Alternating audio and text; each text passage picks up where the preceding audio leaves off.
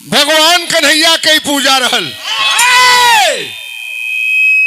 ए पूजा के करावे वाला पहला पंथी रहलन काशीदास महाराज। लोग कहलन कि काशीदास बाबा के पूजा हो, यह भगवान कन्हैया के पूजा। पहला पंथी भइलन जौना विधि से बतौला भगवान पूजा करे के, वही विधि से पूजा करौलन। पहला पंथी भइलन काशीदास। काशी नरेश से काशीदास नाम पड़ गया उनका। बड़ा बढ़िया प्रसंग रहा। एक और भगवान की लीला, और में कई गो रस बा, वीर रस, करुण रस, कई रस के समावेश बाम। तो आइए मास्टर, आइए चलते हैं महाभारत के लड़ाई में। वाह वाह।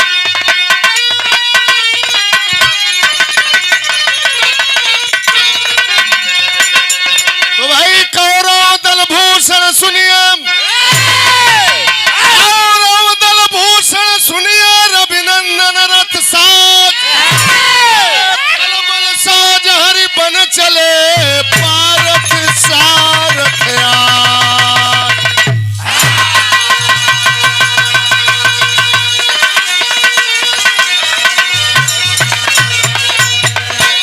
महाभारत की लड़ाई चल रही थी। हालांकि भगवान कन्हैया नहीं चाहते थे कि यह महाभारत हो। शांति का दूत बनकर के गए दुर्योधन के पास। पांडव 5 भाई हैं, केवल 5 गांव दे दो। हिस्सा तो आधे का बनता था, लेकिन कहा दुर्योधन बिना लड़ाई के सुई के नोक के बराबर जमीन नहीं दूंगा। हो गई महाभारत की लड़ाई। बिहार के गो गवैया रहलन गायत्री ठाकुर। एगो चीज बतावे प्रिंसिपल साहब, का हो?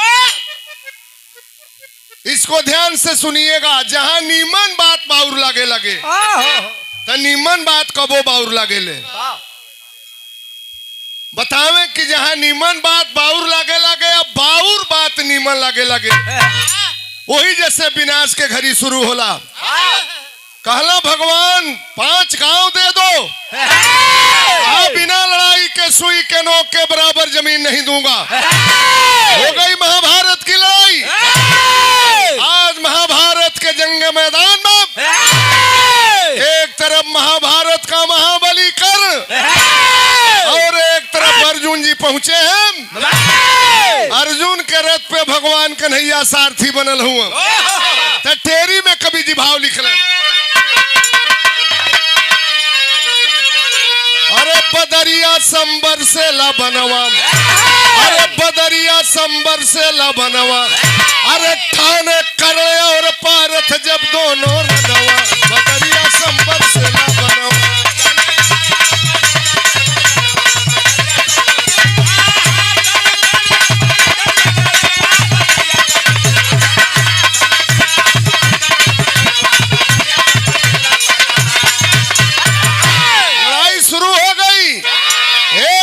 छोड़ते कराल बाण बेर बेर, नयन के तरेरी वो दरेरी जंग में रहे।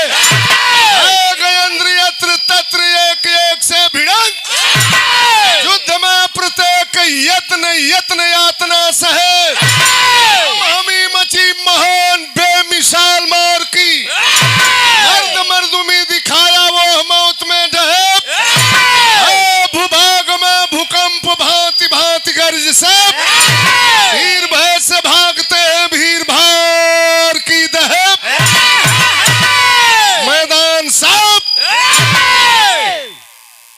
अर्जुन जी क्रोध में आके बाण चला के मारे थवन। अर्जुन के रथ 18 हाथ पीछे हटत बाप। करण जब खिसिया के बाण चला के मारत बाप, अर्जुन के रथ 4 हाथ पीछे हटत बाप। अर्जुन के रथ पे भगवान कन्हैया शबाशी देत हवन की बारे बहादुर करण बा। काऊ के बार बार पिघले हुए जब वह तुम्हार सिस्टम हमारी संगे और दुश्मन के बड़ाई करत हुआ। भगवान कहला फैसला हो जाएगा। लड़ाई शुरू। तरज कवन बा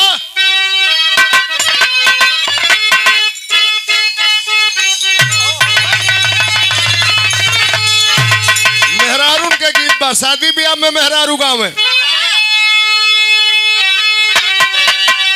सासु मारा तनवा ननदिया मारा तनवा तनवा हई हो मारे ना अरे तनवा हई हो मारे ना हमारी आगे के बिचनी तनवा हई हो मारे ना।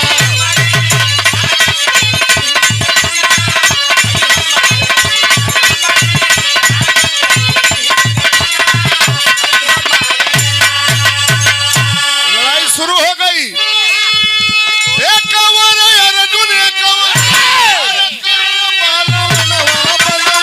हनी हनी मारे बनवा हनी हनी मारे ना मोहन बनल रथी बनवा बनवा हनी हनी मारे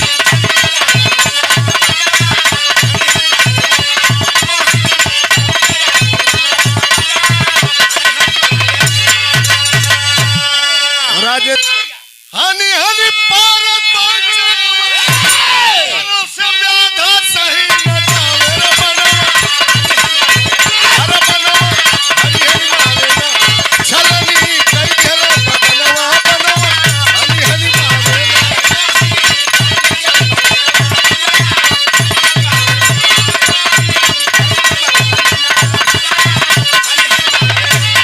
बाण पर बाण छोड़े तो अर्जुन करण के रोवा रोवा बाण से छदाइल बा। वही समय वो सांप पहुंचल करण के पास में कलश अपनी बड़वा पर चढ़ा के छोड़ दे अर्जुन के रथवे के घोट जाई ये अर्जुन मेरा दुश्मन है। बाण जब करण चलवले बा क्रोधित होकर करण और सांप मुख तब बाण बना अरे बनवा अरे मोहन बनवा बनवा हनी हनी मारे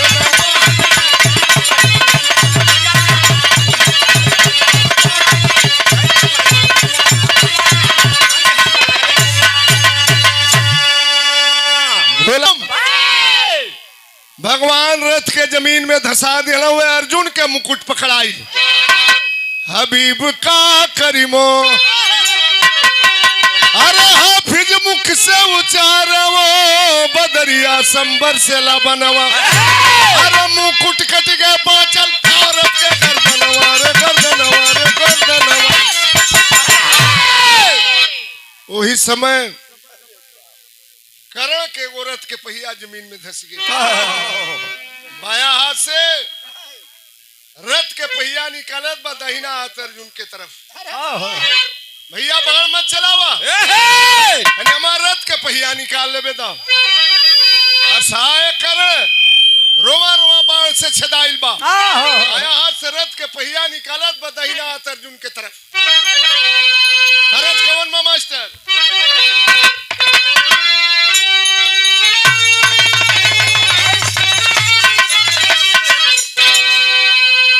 अरे नदिया के तीर तीर नैया चल धीरे धीरे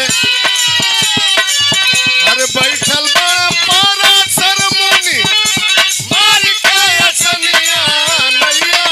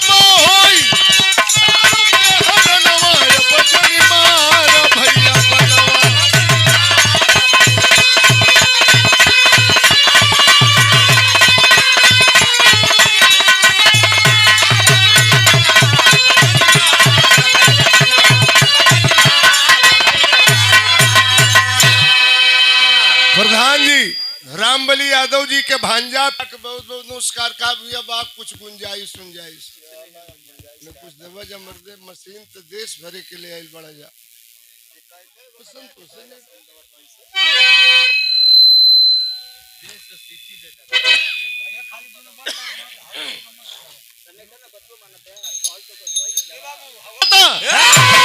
केहू लड़ाई के मैदान में असाह हो जाता हूँ करीब पर वार कहिया कहे घनश्याम आज धर्म को बताते हो, अधर्म करने वाले धर्म को जताते हो।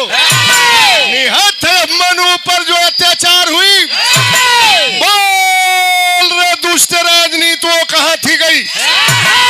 आज धर्म की बात करते हो। कल 7वें फाटक पर तुम्हारे महारथियों ने घेर करके अबोध बालक की हत्या कर दिया। मरने के बाद जयद्रथ उसके सिर पे अपना पैर रखा था। आज धर्म की बात करते हो। अर्जुन चुक जाओगे, करे नहीं मरेगा, मौके का फायदा ले लो। अर्जुन घाती तान के मारे करे की छाती, बदरिया संबर से लबनवा कटिगे बहया कर गिरल बा मैदानवा रे मैदानवा रे मैदानवा। अर्जुन जी बाण चला के मरला है, बाण चला के मरला ने करे के दाहिना हाथ कट के जमीन पे गिर गिलो, धराशायी हो गया कर। रोवा रोवा बाण से छेदाइल बाम, दाहिना हाथ कट गई बाम। अब लड़ाई के मैदान से भगवान कन्हैया अर्जुन के लेके जब वापस चलन बड़ा दर्द बा। अर्जुन से यह बतियावत जात हूँ, अरे भाई का करवे, चला धर्म काट ले।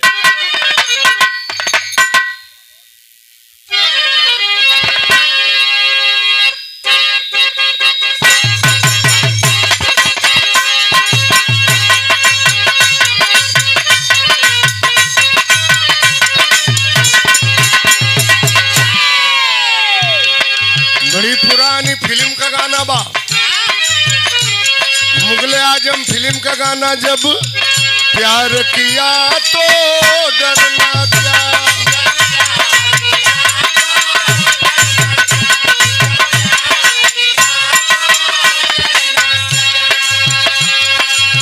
भगवान अर्जुन से ये बतियाव जात हूँ, अर्जुन अब जग से दानी चला।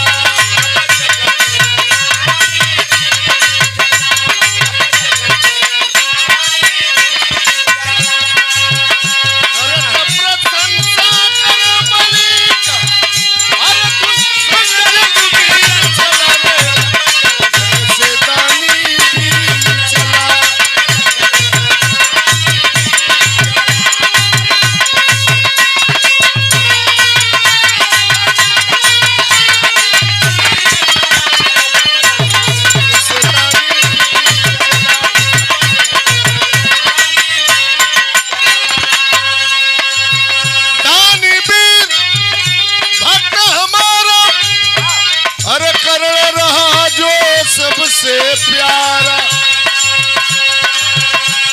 दानियों में महादानी, वीरों में महावीर और भक्तों में मेरा परम भक्त करण आज इस दुनिया से जा रहा है।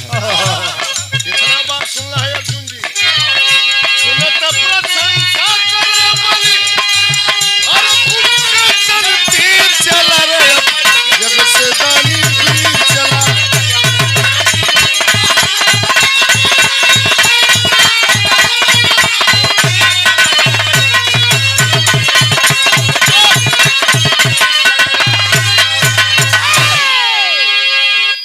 दानियों में महादानी, वीरों में महावीर, भक्तों में मेरा परम भक्त करण आज इस दुनिया से जा रहा है। अर्जुन अर्जुन सुनल कहला का भगवान लड़ाई के मैदान में रहला तो ये दुश्मने के बड़ाई करत रहला, जौना करण के मार के आवत है मरे वाला बा वही करण के बार बार बड़ाई।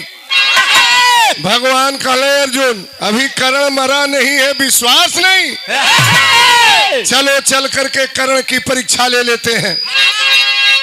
अरे मोहन अर्जुन बन गई बभनवा मांगलन, गिरा जहां पर कर्ण बलि बलवनवा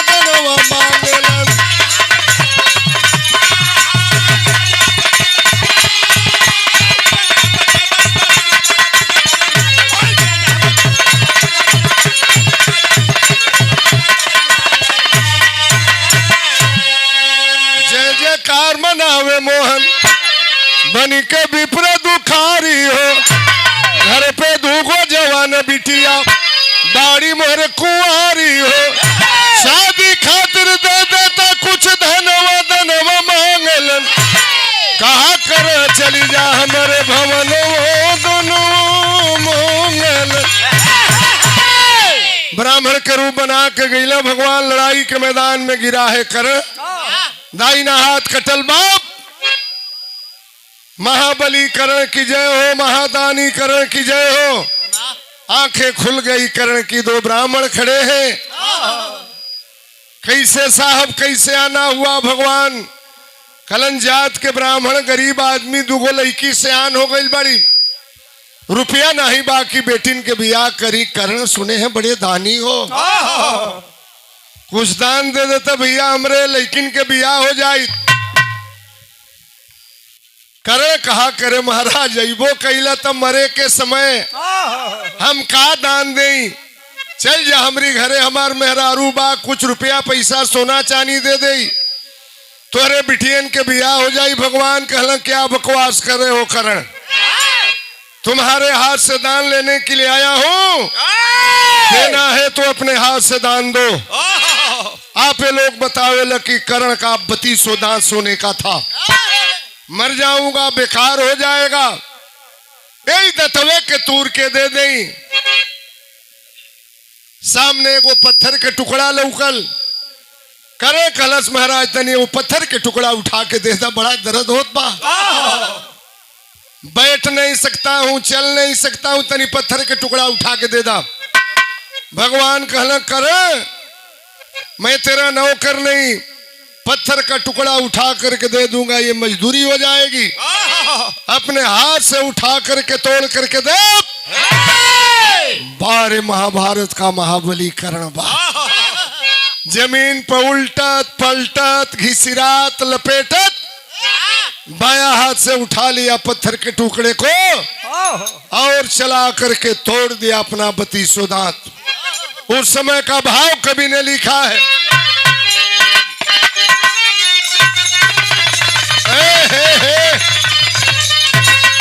अरे उलटी पुलटी करना पत्थर का उठवल, तोड़ के 3200 दांत दिहल निका, मोहन की हथवा में लगल थमावे, पहले कन्हैया जूठ दान बतोहार, अरे दतवा के पनिया से करब सफाई, तब सफल होई दान हो तोहार। देने लगा भगवान कन्हैया के हाथों में। भगवान कहलन करण दान तुम ठीक दे रहे हो, लेकिन ये झूठा दान है, खून लगा है इसमें, देना है तो पानी से साफ करके दो, तब तेरा दान सफल होगा। कहाँ मिलेगा पानी लड़ाई के मैदान में। मारे बहादुर बाया हाथ से अपनी धनुष के ओठ में सटवले बाप, अरे उठाव से अपनी धनु ही सटवले, धान के धरतिया में गले बाटे मार, अरे निकली पताल गंगा फार के धरतिया, अरे की मुहावा में बहला नल्हार। प्रत्यंचा पर बाण चला करके मारा है पताल गंगा, हर हर हर हर करते हुए निकल गई। जल में दांत को धोता है, देता है भगवान कन्हैया के हाथों में। प्रकट हो गए माधव मुकुंद मुरली वाले। करण बड़ी तेरी कठिन परीक्षा लिया, हमसे कुछ वरदान मांग लो। करण के आंख में आंसू आ गए कि अलस प्रभु तोरे चरण के दर्शन मिल गई, महाभारत में तुहरे मर्जी के बिना कुछ भइल ना, तब का हमके वरदान देबा प्रभु। अब चले दा, बहुत दर्द होत बा, बहुत पीड़ा होत बा, कल दर्शन दिया तो कुछ भी मांग लो, कल जवन मांगब दे देबा, कल ने मस्त मांगो, कलश वरदान देबा तो यह वरदान दे दा कि ये धरती पर हम एगो कुंवार माई के तन से पैदा रहनी। ये धरती पर कहीं अगर कुंवार जमीन मिले, कोर जमीन मिले, जहां पशु पक्षी चिड़ई चुरुंग आदमी जन फूकल तापल ना होके, कोर जमीन पे ले जाकर के मेरी लाश को जला दीजिएगा। यही कह करके दम तोड़ दिया करें। भगवान कन्हैया करे कैलाश के कंधा पर उठौना लेकर निकल पड़े संसार जहान में। कहा कोर जमीन मिलेगी, उस समय का भाव है।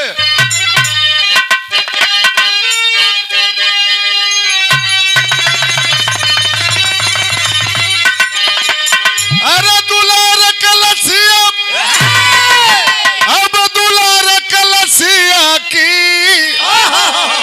ए बाबू करने दुलार कलसिया, अलका घूमे मदन मुरार हो, करने दुलार कलसिया।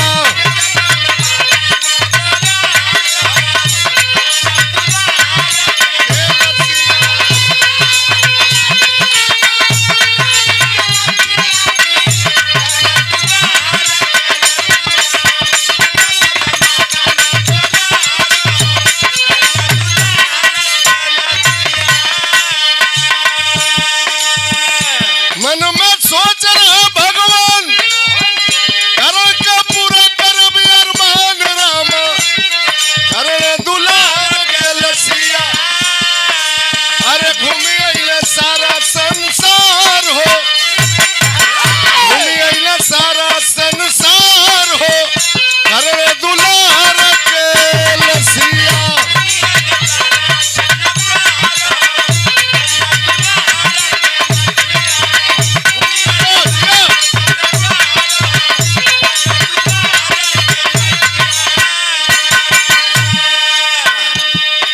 कहीं कोर जमीन ना मिलत बाप, सोच गिलन भगवान हमरे वरदान दिहल फेल हो जाई का। घूमत घूमत अइले गुजरात प्रांत में ताप्ती नदी के किनारे कोर जमीन मिल गई। लेकिन वो कितनी जमीन मिलल, तिल भर धरती मिली नोकीली, सुई गाल के रखे हथेली रामा, करे दुलार कलसिया। कर पकैले चिता तैयार हो, करे दुलार कलसिया। Hello hello hello.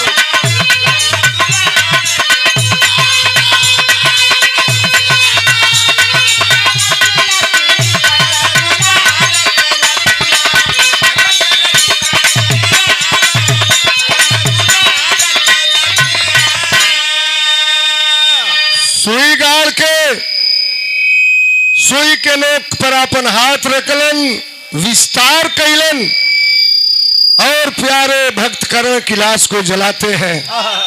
देख लिया अर्जुन, यही दानियों में महादानी, वीरों में महावीर और भक्तों में मेरा परम भक्त कर्ण था। ये कौरवों का नमक खाया था, इसकी मजबूरी थी कौरवों की तरफ से लड़ना। दुर्योधन ने इसको अंग देश का राजा बनाया था। जब द्रौपदी के स्वयंवर से पांडवों ने अपमानित करके लौटाया, अंग देश का राजा बनाया। दुर्योधन नमक खाया था तो कौरवों की तरफ से लड़ा, बहादुर था। और मेरे मित्रों, दानी बहुत हुए दुनिया में, दानी हरिशन, शिवी, दधीच, मोरध्वज, लेकिन एक ही दानी हुआ कर्ण, जिसके नाम के साथ में दान वीर कर्ण लगा। दान वीर कर्ण कहा गया। ये राम महाभारत के महाबली कर्ण का दस्तान है और भगवान की लीला। कुसुम पर आग देवराम, पसारे जद्दू के पैगाम, अरे